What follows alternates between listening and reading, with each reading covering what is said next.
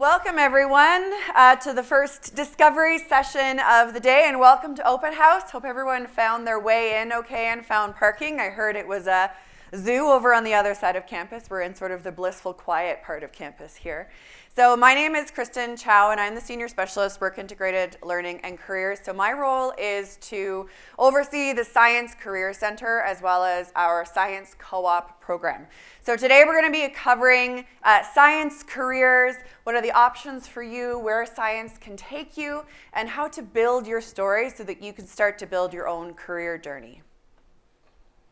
So today we have myself, we also have Dr. Emma Spanswick, who is a researcher and a faculty member in the Department of Physics and Astronomy. And we also have one of our former co-op students, Josh Houghton, who is also a physics student, and they're going to be sharing their story. So Dr. Spanswick has a phenomenal project that she has been working on and is a really big advocate for hiring students into her teams and into her projects to get them involved and build their skills.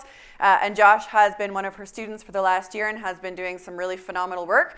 So they're going to share their story first to give you a little bit of a snapshot of what students in science can do, the kinds of experiences that they can look forward to, and the kinds of journeys that you can take while in science to help you develop your career. And then after that, I'll share a little bit more about what the Science Co-op is about, some other student stories, and some things to think about as you start planning your future and your future career. My turn? Your turn. Awesome. Thank you. Okay, before I get going, I thought I'd tell you a little bit about me and why I'm standing here. I'm actually what you would probably call a U of C lifer. I did my entire undergraduate and graduate program here at U of C in the physics program, specifically in space physics. And then I took some time. I went to Los Alamos National Laboratory. I was working in their space research group. And then I was able to come back, fortunately, to the University of Calgary because of the opportunities that were here for me. And throughout that time, I've had various roles. So not just a faculty member, but I was working as a manager of a large research group that designs and builds instrumentation for space remote sensing. At one point, our group is so large, we had 26 or 28 people, and our annual payroll was about $1.8 million, all funded through active research grants. So the area that I work in is space physics. Okay, so my research program engages the science of the space environment, which if you look up here, the Earth's natural space environment that's driven by the activity of the sun. You may have noticed the recent auroral dynamics that we've had. All of that is the Earth's connection to the space environment. And so my research group, we work across the discovery space, so just studying our natural environment and the awe of the space environment. But we also do a lot of practical work related to the impacts of space weather on technologies. And so when the space environment interacts with our upper atmosphere, with our technology, you get a lot of impacts in the relation to things like your GNSS or your GPS accuracy will degrade. You get impacts on satellites, spacecraft. You get induced currents in pipelines that start to preferentially corrode those pipelines. So there's lots of impacts that we study. And so we're working in this area that is really a new-ish scientific area, founded in about the 50s, but really now starting to take off because of our reliance on space-based technologies, and our new space-based technology infrastructure. Okay, now, what exactly do I do? So I do study space, okay, and my group studies this space environment and its impacts on the ionosphere and technology. We really do sit at the interface of science and engineering. Okay, so what we do is we're mostly funded by the Canadian Space Agency, NSERC. There's some defense research in there, so Department of National Defense and Defense Research and Development Canada. But what we actually do is we design and build and operate instrumentation to study and remote sense the space environment. Okay, so we use science to define what we need in terms of our observations. Then we go through, we design that instrument, we build that instrument, we prototype it, we get it funded, we put it out in the field, we take the data, we do the science, and the cycle repeats. Okay, and so we're a science-driven group, but what's important for this session, more so than anything else, is the fact that we provide, through this process, high-impact learning experiences for students. because we're in an academic environment, we embed students in everything we do. And so students coming into this program will be able to build their skills, develop their collaborative networks, and most importantly, I talk about stacking their resume. And so this is what my group looks like when you think about designing space instrumentation. You can see lots of ground-based stuff. This is a student cohort that we had from 2 years ago. You'll see Josh in the back there. That was his first summer working for me. And this is a group that really went through and they touched every aspect of technology and science. That's one of the benefits of working in these labs as a student, is you get to touch every aspect of what we do, from the technology to the science to the field operations. And what happens with this group, I would like to say we're a unique group on campus, but I think there's a lot that are like us. We have about 15 plus industrial partners. That goes across the space, from Honeywell Aerospace when we're designing space-based instrumentation, through to local companies, Wildy Enterprises or Keo Scientific. There's 2 spin-off companies that come out of our group. We've worked with more than 10 government stakeholders. We do a lot of work with NASA, the Canadian Space Agency, the European Space Agency, etc. Collaborations across the world. We're integrated into basically every thread of space environment research. And throughout this, again, the most important piece, when we're doing this kind of thing, we've had more than 100 students come through in the last 10 years. Right? So this type of embedding students in the opportunities that are available within these programs to really contribute to world-leading science, contribute to world-leading technology development, they're all there. I will highlight that of these students coming through, like 56 of them have been undergraduates like Josh. Okay, so this is enabled by the co-op program that you're going to hear about today. Okay, so what happens when we put students in opportunities like this is they get to work in these multidisciplinary teams. My team includes members from everywhere from computer engineering, software, mechanical engineering, all the way through to physics. We once hired an arts student. Came in and was looking at the public outreach material that we had related to the Aurora. Okay, students manage their own projects. They're managing the scope, the deliverables of their projects. They're managing their own timelines. Okay. They're working and interacting with industry, right? So we're putting them on calls, like Josh. I put him on telecons all the time with NASA teams. This happens regularly. They design and build subsystems. They're delivering on space agency contracts, right? They're working with our international collaborators. Okay, all of these students, as they come through, the opportunities that are available are basically endless. Some more examples of students. And when you think about the skills that they're developing, and you can go through the internet search and you can do, I just pulled this the other day, but you can go through and you can find lists of skills that employers want. And then you stack up the experiences that you can get through this co-op program and interacting with the research environment, and you can just basically pick them out off these lists, that these students are getting all of these in-demand skills that would not normally come through your coursework. Right? It comes through that high impact work integrated experience in the research environment. Okay, so my advice when I talk to students about this, and each student who comes through my program is unique. We talk about where they want to go, we talk about what they're interested in, and we help them build their story. And so this is some examples of students who are working in my group. We've got advanced calibration facilities for optical instrumentation, the opportunity to go to the field and install new HF instrumentation, in the lab building things. Each student is building their own story. And so, for example, I can't point because the laser pointer's not working. There we go. This guy right here, Nathan, he came into our group. He was one of our operations people. He was starting to work with the instrumentation. He figured out that he was fixing the same thing all the time. So he went off and he designed his own code to automatically fix it. So he now gets to write on his resume that he increased our data retention by about 15%, something I've never seen anyone do, right? And so he came in, he had his own project, he had his own thing, and his resume went out, and now he's a manager in some industry, mechanical engineering area. He's doing very, very well. So I will leave you with my unsolicited advice for what it means to do these integrated work programs here at the U of C. Okay, so I would say use the experiential learning opportunities to find your passion. As I said, every student comes through, we tailor their experience to them, right? It's as important to know what you're passionate about as to know what you're not passionate about. The number of students I put on a project and then like 3 weeks in, it's like, nope. Okay, right? Let's find something that works for you. It will help you figure out where you want to go, okay? You can stack your resume with experiences. Okay, this goes beyond the coursework because the coursework doesn't really stack your resume with experiences. What you will do is you'll be able to demonstrate your unique skill set. And that's both those hard skills, like the coding and things like that, and the soft skills, right? The team interaction, the presentations, the management, right? You're able to build all of these.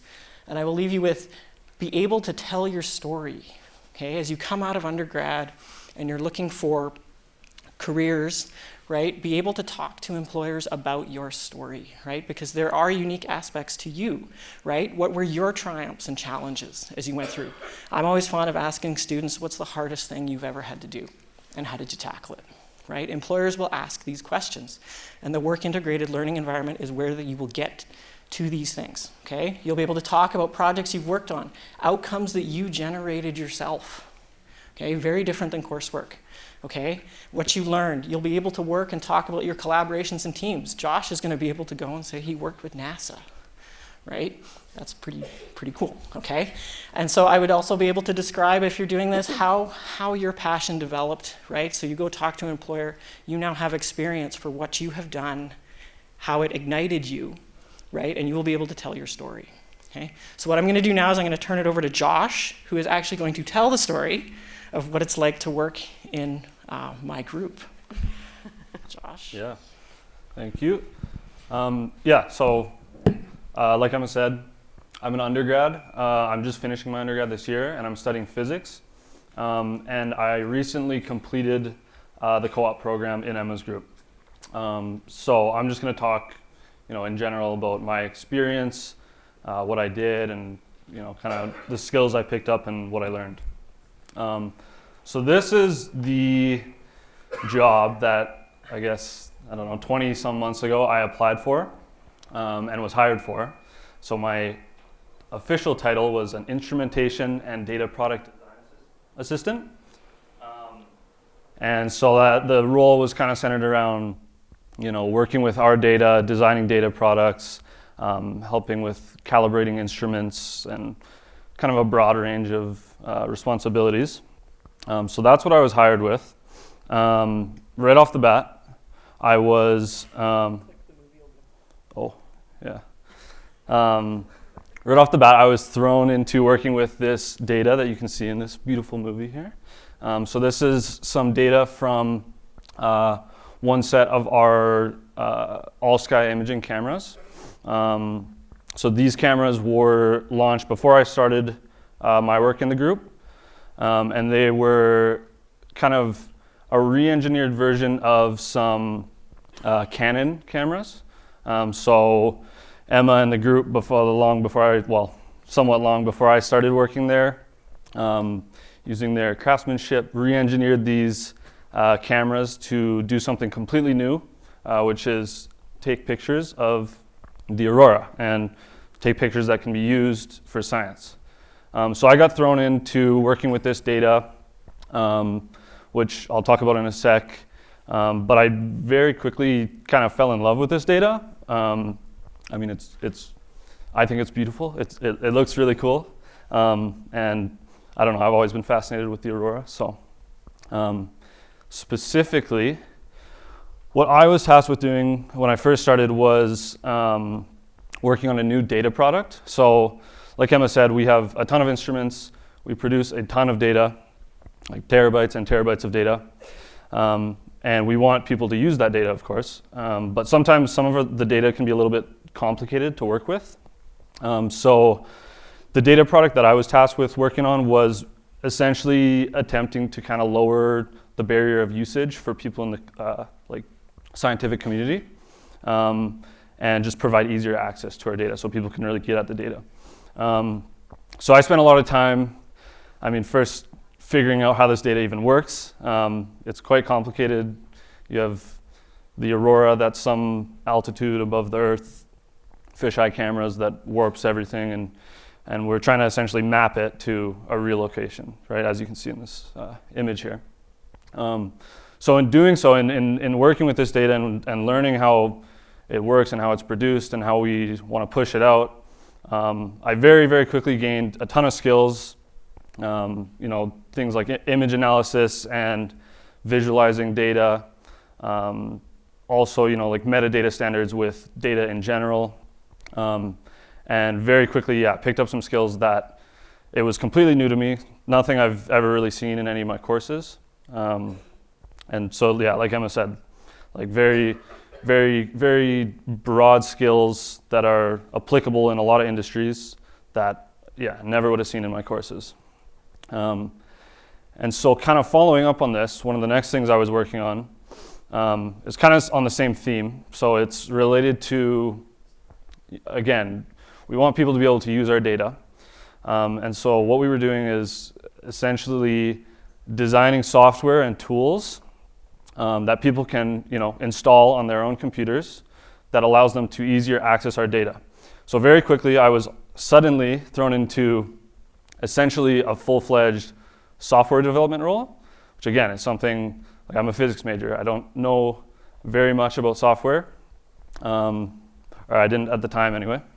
And all of a sudden I was building this library that has now been used by several hundred scientists in the field all over the world that helps them get at our data. And again, in doing so, I very quickly picked up many, many skills that I never would have picked up just from my coursework at the school. Things like, again, like actual building operational software, version control with software, documentation. There's a lot of moving pieces that go into designing something that's going to be used by other people. You have to really, really test it. So, learned a lot of skills from that. And then the next step after that was, we have this software now, and we want people to use it, of course. So upon launching it, we traveled I got the chance to travel with Emma to Colorado for a conference. There's an annual meeting that's scientists from all over the world come, and we essentially launched our software there. So we presented what we had built, and then we kind of ran like a workshop tutorial type session. And I suddenly found myself as an undergrad teaching, people with PhDs and 30 years of experience how to use something that I built. Really, really cool experience. And then again, more skills come with that. A lot of soft skills, presentation skills, collaboration, things that are extremely important, not just in science, but any field. And then the last kind of piece of something that I did during my co-op that I wanted to quickly talk about was something more on the science side. So again, I'm a physics major, but I was kind of thrown into this role that was very data-driven and almost more, a lot of like software engineering type of things, like stuff that I didn't really think I would ever do in my degree. But I loved it. It was great. And towards the end of my co-op, I actually got the chance to get involved with some actual science. So because of these skills that I'd picked up, data analysis, that sort of thing, Emma got me involved with a project that she had ongoing that ended up turning into what will now be published as a paper. So I led some statistical and spectral analysis using our data into a project that we were interested in, and it turned out to give some pretty cool results and a little bit of a discovery. It's science, it's going to be published now, so that'll be on my resume, which as someone who wants to go into science and academia, that's invaluable. So overall, this internship was not what I expected. It turned into many, many different things. I kind of got to get my hands dirty with, like I said, data, collaboration, presenting, some actual science. And really, I just want to hammer home what Emma was saying is that, I never would have thought I would have gained any of these skills in my undergrad. I don't think I would have just through courses alone. And like Emma said too, with building your own story. I took this internship because I was in my third year, and I liked what I was doing in school, but I wasn't sure. I was coming towards the end of my undergrad, and a 4-year undergrad seems like a long time, but it really flies by. And I wasn't quite sure what I wanted to do, and I took this job, and now I am very confident that this is the field I would like to go into. My resume has probably quadrupled in size, which is great. And yeah, it was really just an awesome experience overall. So yeah, thank you. Thanks, Josh.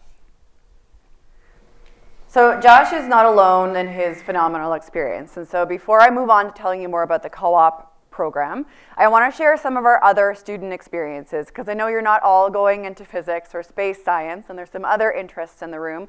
And we have a huge array of programs in science.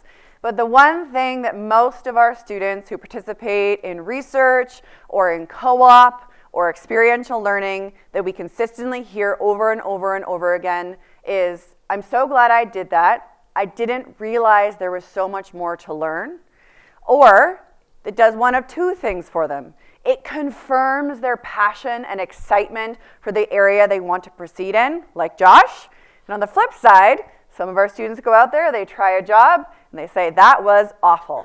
And they come back to school, and they have a new focus. You have the degree to return to focus on, to pivot your studies, so that you have that understanding and knowledge that you can change what you're studying or pivot your courses and be able to refocus on a new career path, all within the safety net of your degree before you even enter the real career workforce. So really valuable skills. So Angela has been working at Synovus. She's a biochemistry student. She's been working as an air emissions management student. And Angela was a student who was super focused on lab work. And she took a chance and tried out this job, A, because they offered it to her, and B, because it was good money. So she said, I'll take a chance, I'll see what I can do here. And what we ask each co-op student at the end of their experience is, what surprised you about your experience? What did you learn? What were you not expecting from this job? You read the job description, it sounds fairly basic. You think you have a good understanding about what you're going to do, but things are always different. And to Josh's story, they change as you show your skills and as you do good work in that role as well. So in Angela's case, she was surprised by how integrated all of the areas of the company were. She was really surprised how important it was for them all to work together, and all of the different contributions of folks from every area really contributed to the overall success of the program. Also surprised by how much influence she, as a student, was able to have. She's a second-year student, going into her third year, biochemistry, was really not super confident in which area she wanted to go in. She tried a unique field. A lot of biochemistry students really focused on things like pharmacy or lab work, but she found an area that she was able to do really well in, be successful in, and is returning to Synovus for her last summer and has a full-time job offer on her plate for when she graduates. And I will say, before we go into it, about 40% of our co-op students end up with a full-time offer from their co-op opportunity. So it's a great way to launch your career as well. So Eric is another physics student. He's in astrophysics, and he's been working the last 18 months at our observatory in the Kananaskis area, so the Rothney Astrophysical Observatory. And Eric had a phenomenal time. He is an astrophysics student. He was very interested in the science, but what he found a passion for was actually education. He taught school groups. He brought students through. He was able to develop all sorts of communication materials and tools to bring his passion for the stars and for astronomy and space to other folks around him, and to share those skills as well, and get a really unique perspective on the area of astrophysics that he was interested in. He even illustrated a children's book about the observatory, which was published at the end of his co-op term. So really phenomenal skills that he was able to tap into. Again, to Emma's point, finding your passions. Your passions don't have to be in a singular direction. You're all multifaceted people, and you've got lots to bring to each role, and you will have an impact on the role as much as the role will have an impact on you. Sydney is a natural science student. Natural science is one of our programs that allows you to have a multidisciplinary focus.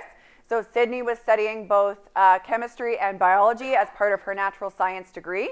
Again, thought she was aiming towards lab work or research, and she took a chance to work as a lab tech in the oil and gas industry.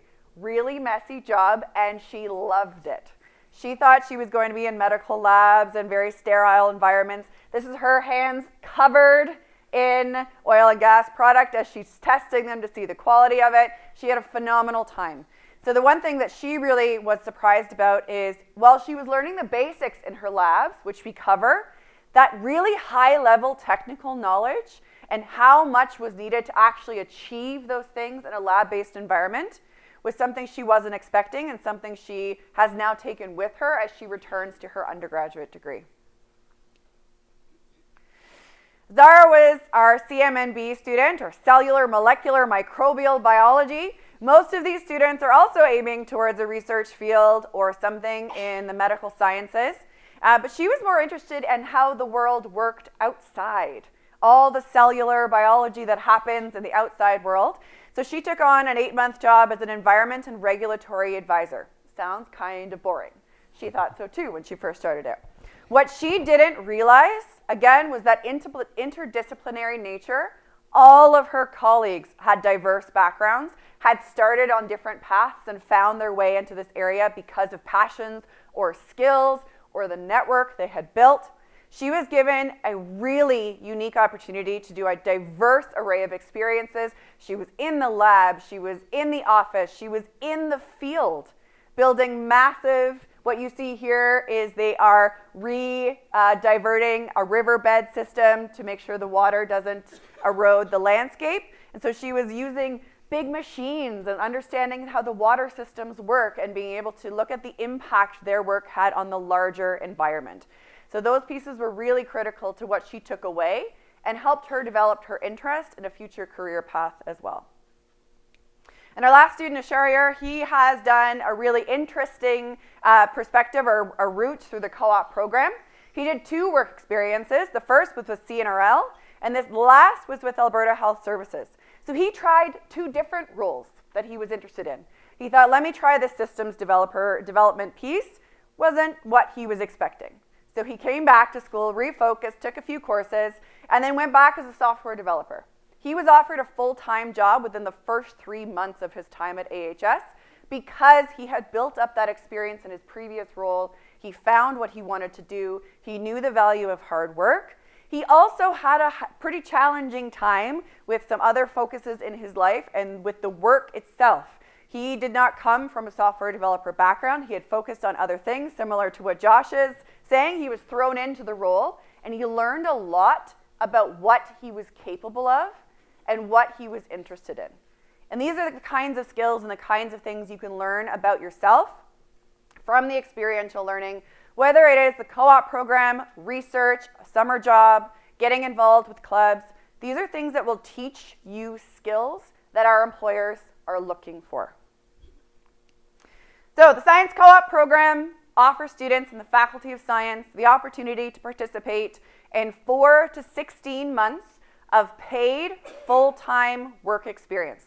And paid, the average salary in science this year was $26 an hour, so not too shabby. You're earning some good money towards your degree or towards your future plans. You're also getting a chance to incorporate that work learning as part of your degree. So you can do your work terms in 4-month chunks. You can do it up to 16 months like Josh did. It's up to you and what your degree progression and your plans look like and what's meaningful to you. So why would you participate in the co-op program? Paid full-time work experience. Really beneficial to have that experience on your resume before you even graduate. It sets you apart from the peers who have not experienced similar programs. The Science Co-op Designation is something that is valued by employers across Canada. They see the value in the work. It showcases that initiative, that engagement, that you're taking that opportunity to learn professional skills, that you have work experience built into your degree. For me, the most important one is the ability to expand your network and explore your career options. And I think Josh would probably agree with that. Expanding your network is fundamentally the biggest value you can take from a co-op program. The very nature of working, building your career network, connecting with folks who can give you a great reference. Most of our students get opportunities to participate in conferences or presentations or industry events where they're meeting other people. They're building that network for yourself. And by and large, as you're looking for your career these days, the biggest thing you can do for yourself is have a strong network. So the co-op program allows you to build that network in the middle of your degree. You're also connecting your academic knowledge with practical experience. And this is the one I find students find the most surprising, is how different their kind of foundational academic knowledge is from the practical skills they start to develop in the workforce. And it's really one of the most valuable things you can do is get that technical skills, get those professional skills, not just the technical piece, but over and over and over again, when we're chatting with our industry partners, we're hearing things like they want students with deep analytical abilities, or the ability to be problem solvers, or the ability to take initiative and find solutions that are outside of the box. They want students who can communicate, who are comfortable in front of a crowd, presenting their ideas and conveying their passions and their work.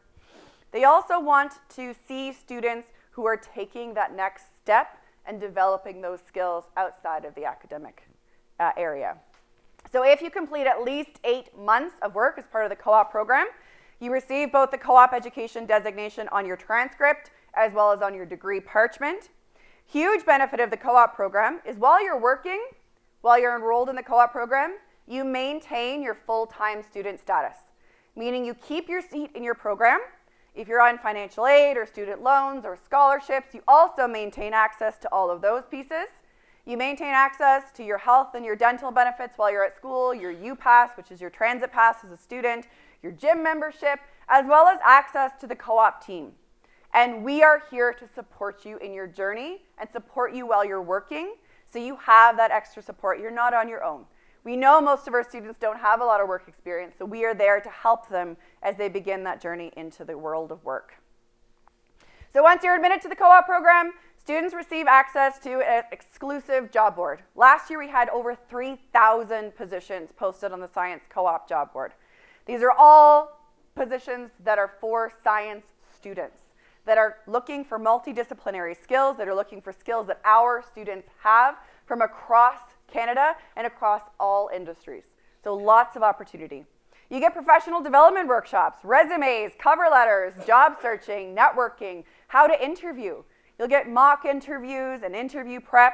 You get a whole bunch of great career resources. We will help you build the tools that you need to get your job and to further your career, as well as one-on-one career advising with our team of advisors.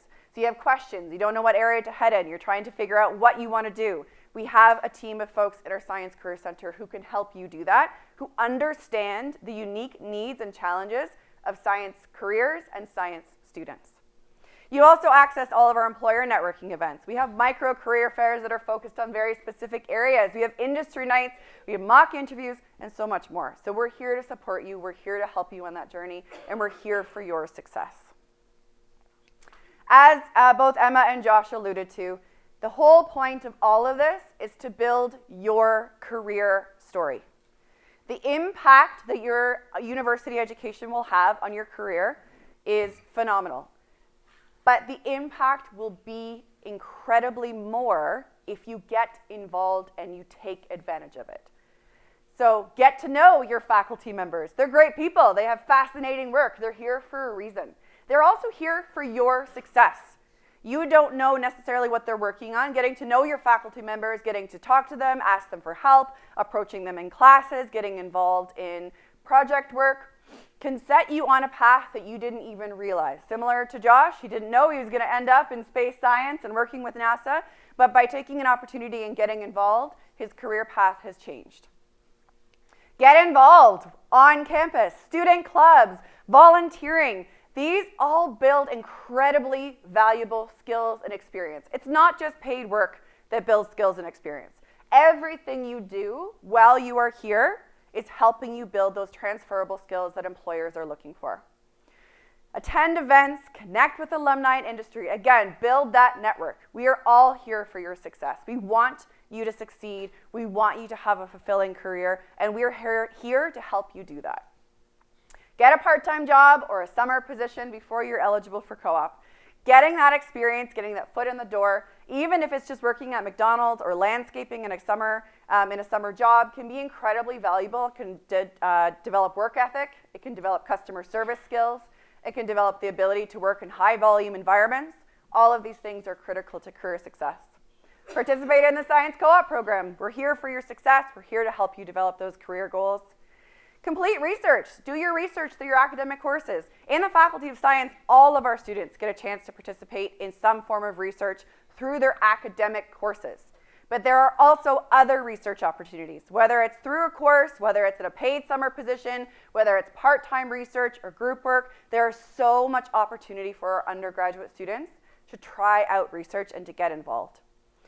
Ultimately, it's up to you, but expanding your skills, knowledge, and experiences will open, throwing things around, will open doors to your future career. It's incredibly important for you to set up yourself for success and to get involved. Thank you. Repair our clicker here. Yay. So, careers for science students. As I mentioned, we talk to industry all the time, and what the industry partners we have are sharing with us is they are sharing that they're not hiring necessarily based on career pathways. They're not looking for specific students for specific roles. In science, the benefit of being so multidisciplinary is that you are learning a ton of skills. You are getting a well-rounded background in all sorts of science pathways and science fields, which is to your benefit.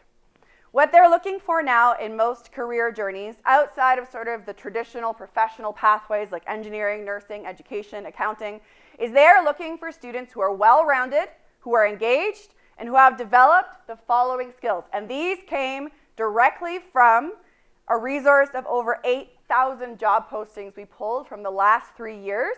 These were the top 7 skills that our employers mentioned.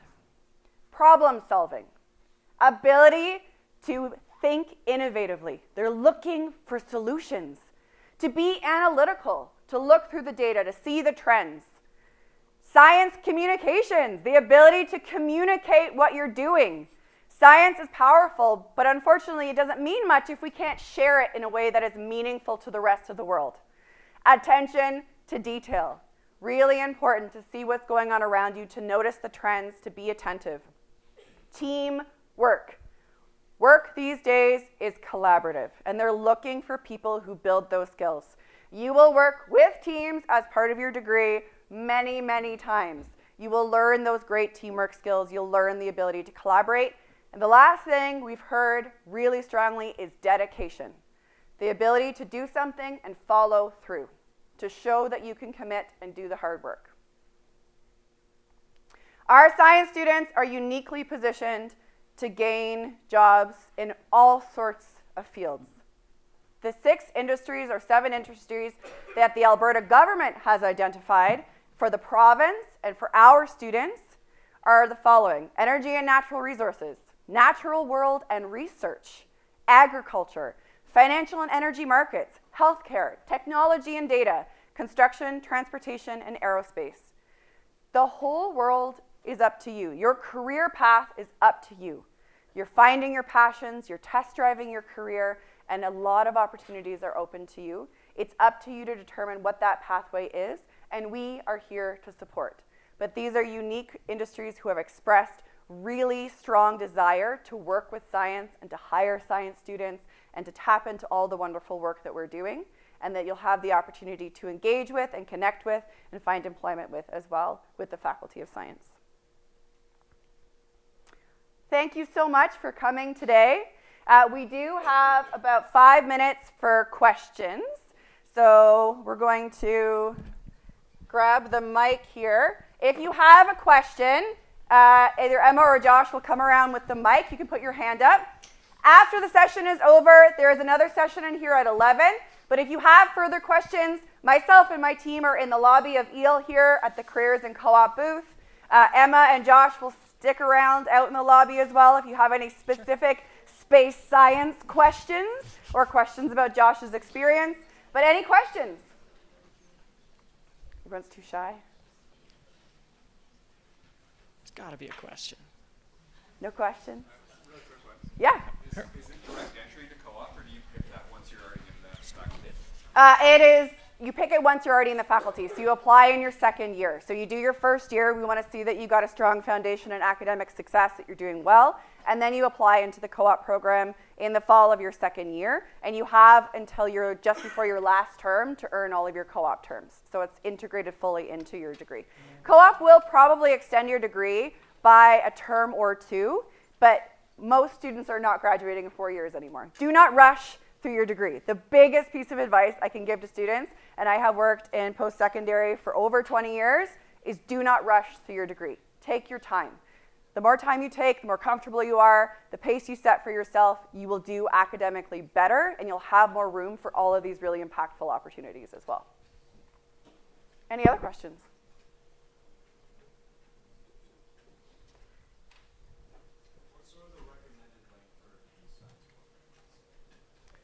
To graduate or for the co-op program? Just to graduate. No recommended length at all. You have to complete it within 8 years, so you can't stay here forever. But most students these days we see are sort of completing it in 4.5 to 5.5 years because they're taking that opportunity to do co-op, to do research, to go on exchange, to do all these extra pieces that really make your degree different and dynamic and suited to you. But most students are 4.5 to 5.5 years these days. Yeah. Do you recommend minoring and doing co-op programs together, or is that too much for a lot of people? Not too much at all. You have plenty of room in your degree for a minor. Minors are built into the structure of your degree. It's something you can decide at any point in your degree. A minor is simply 10 courses in any other field than your major. There are some minors that have more strict requirements. You have to get a certain number of levels of senior courses, but that's a really easy thing to achieve on top of your major. And your minors, you don't have to decide until even your second or third year once you've kind of found a secondary passion area. Your co-op program is something that you look for the work while you're completing your degree, you go and complete the work, you come back to your degree, so it's integrated into the flow of your degree, and our academic advisors help you plan what that looks like as well. Yeah. Any other questions? Amazing. Well, thank you so much for coming today. Hope you have a wonderful day and you learn lots of great things. And we'll be out in the lobby if you have any further questions.